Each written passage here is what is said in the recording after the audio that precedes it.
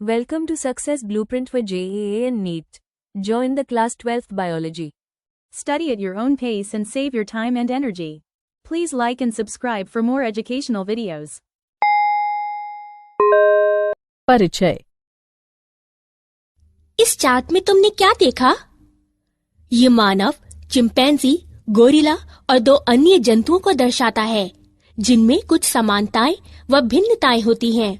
हाँ, इन समानताओं और भिन्नताओं का आधार क्या है? इनकी शारीरिक संरचना समान है? बिल्कुल नहीं, लेकिन समानताओं और भिन्नताओं का आधार सामान्य जीव रूपों से इन जंतुओं का विकास है। ठीक है, क्या तुम ये कहना चाहती हो कि इस चार्ट से पता चलता है कि मनुष्य में पूर्वज चिंपैंजी थे, चिंपैंजी के पूर्वज गोरिल्ला थे और इसी तरह?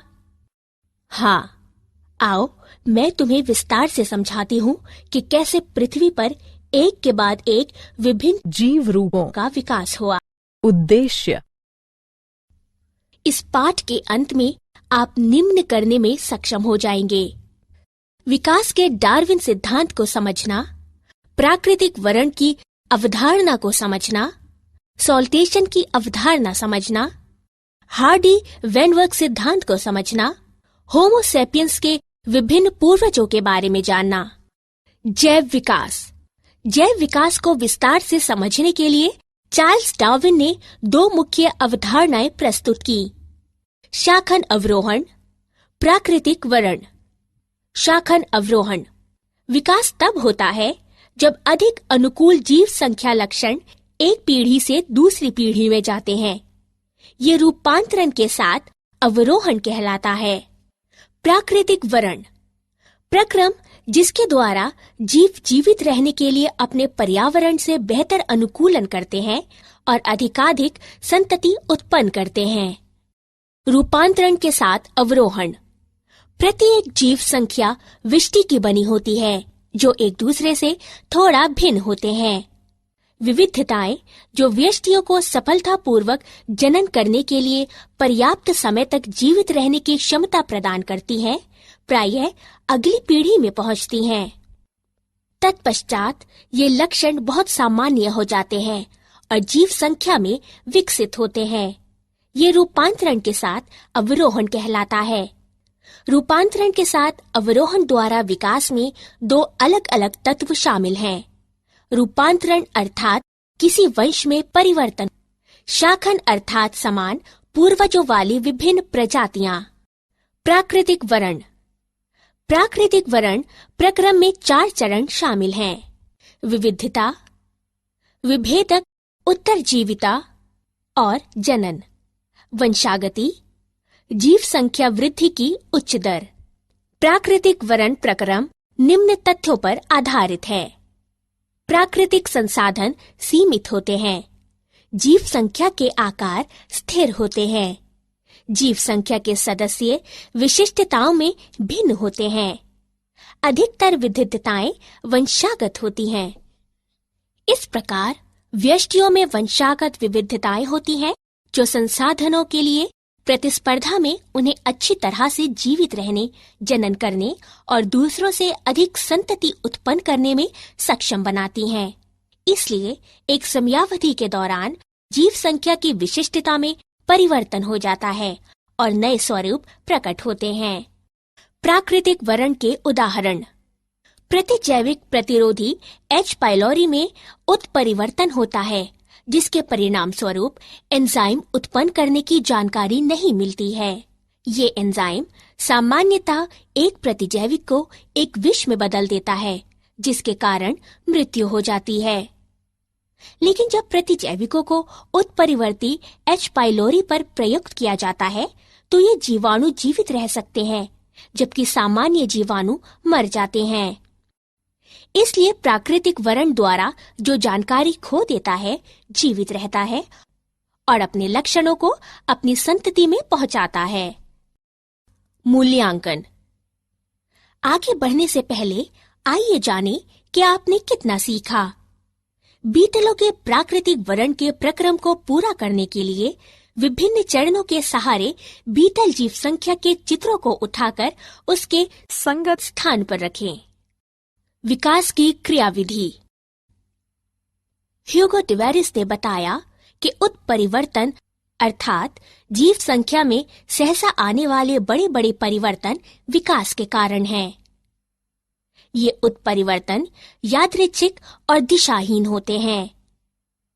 ऐसे उत्परिवर्तन प्रजाति की उत्पत्ति का कारण है और इसलिए सॉल्टेशन विशाल उत्परिवर्तन का बड़ा कदम कहलाते हैं।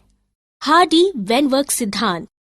हार्डी-वेनवर्ग सिद्धांत के अनुसार जीव संख्या में अलील युग्म विकल्पी आवृत्तियां सुस्थिर होती हैं और एक पीढ़ी से दूसरी पीढ़ी तक निरंतर रहते हैं। जीव संख्या में जीनों की कुल संख्या और उनके अलील जीन कोश अपरिवर्तनीय रहते हैं। इसे आनुवंशिक संतुलन कहते हैं। सभी अलील आवृत्तियों का कुल योग 1 होता है। ये नीचे दर्शाए गए रूप में हार्डी-वेनवर्ग संतुलन समीकरण प्रदान करता है। आनुवंशिक संतुलन या हार्डी-वेनवर्ग संतुलन में बाधा अर्थात जीवन संख्या में अलील आवृत्तियों में परिवर्तन विकास का कारण होता है।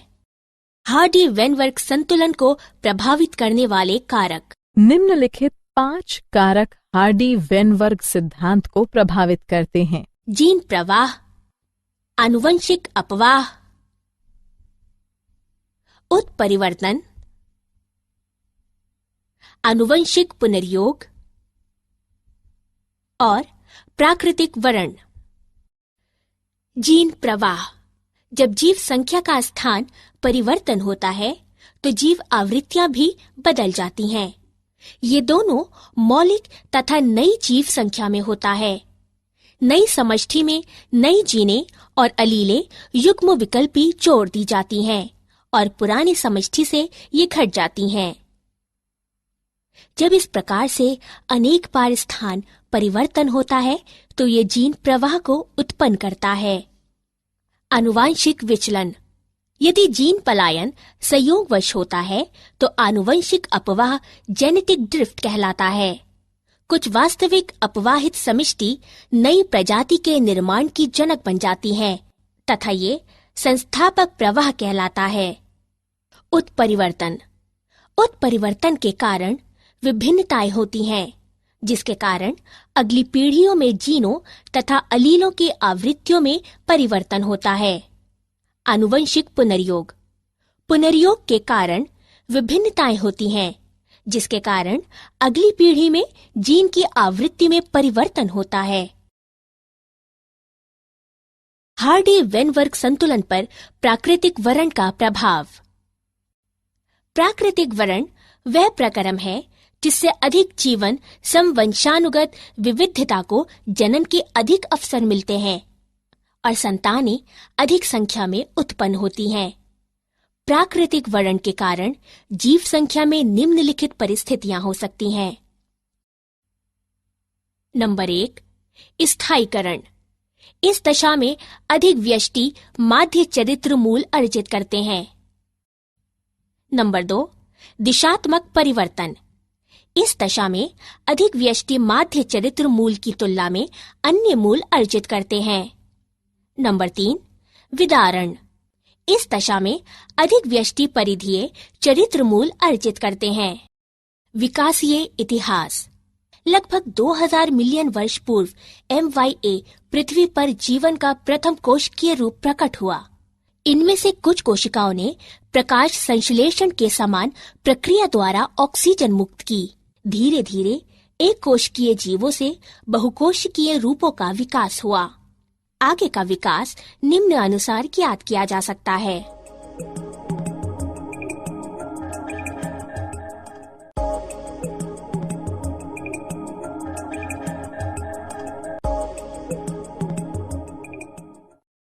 स्तनधारियों का विकास। पहले स्तनधारी प्राणी श्रू जैसी स्तनधारी थे।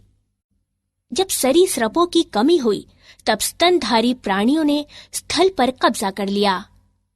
कुछ स्तनधारी प्राणी पूरी तरह से जल में रहते थे जैसे व्हेल, डॉल्फिन, समुद्री गाय आदि। स्तनधारी जरायुज होते थे और अपने अजन्मे शिशु को मां के शरीर के भीतर सुरक्षित रखते थे। स्तनधारी प्राणी खतरों के प्रति सतर्क रहने एवं बचाव करने में अन्य प्राणियों की तुलना में अधिक बुद्धिमान होते थे। मानव का विकास पूर्ण भाषा कौशल और आत्मचेतना के साथ मनुष्य निम्नलिखित चरणों में विकसित हुआ है। ड्रायोपिथिक्स, ये वानर गण है। इनका उद्भव लगभग 15 मिलियन वर्ष पूर्व हुआ था। कपि सदृश। रामापिथिक्स, ये वानर गण है। इनका उद्भव लगभग 15 मिलियन वर्ष पूर्व हुआ था। मानव सदृश सीधे खड़े होकर चलते थे तथा ऊंचाई में लगभग 4 फुट तक थे। ऑस्ट्रालोपिथेसिन आदि मानव लगभग 2 मिलियन वर्ष पूर्व अफ्रीका के घास स्थलों में पाए गए थे। पहला मानव सदृश प्राणी होमो हैबिलिस कहलाया गया था। मस्तिष्क यानी दिमागी क्षमता 650 से 800 सीसी के बीच थी। होमो इरेक्टस लगभग 1.5 मिलियन वर्ष पूर्व पाए गए थे। मस्तिष्क बड़ा तथा मस्तिष्क यानी दिमागी क्षमता 900 सीसी थी।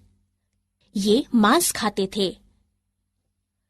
नियंडरटाल मानव, ये 1400 सीसी के मस्तिष्क वाले प्राणी थे, जो कि 1 लाख से 40,000 वर्ष पूर्व लगभग पूर्वी एवं मध्य एशियाई देशों में रहते थे। होमो सेपियंस, इनका उद्भव लगभग 75,000 से 10,000 वर्ष पूर्व अफ्रीका में हुआ था। ये आधुनिक मानव कहलाए थे। मूल्यांकन। आगे बढ़ने से पहले आइए जानें कि आपने कितना सीखा। निम्नलिखित जीव रूपों का उस अवधि से मिलान करें जिस दौरान उनका विकास हुआ।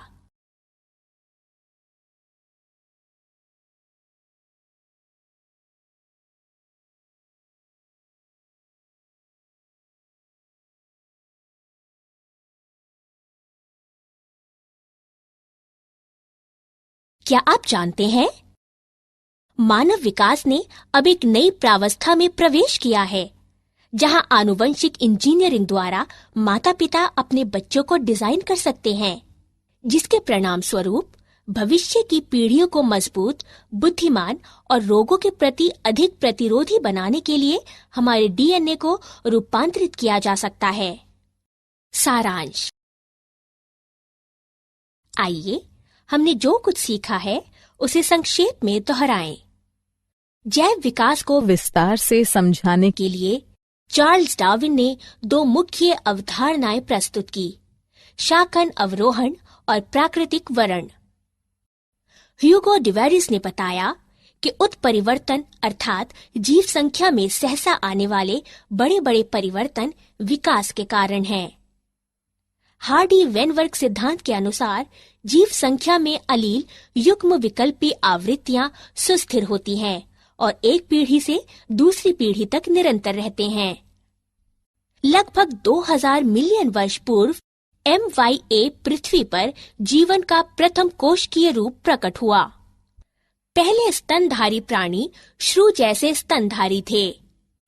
For chapter-wise notes, MCQ and mind maps, please visit www.success.org.in or download free mobile app Success Quiz.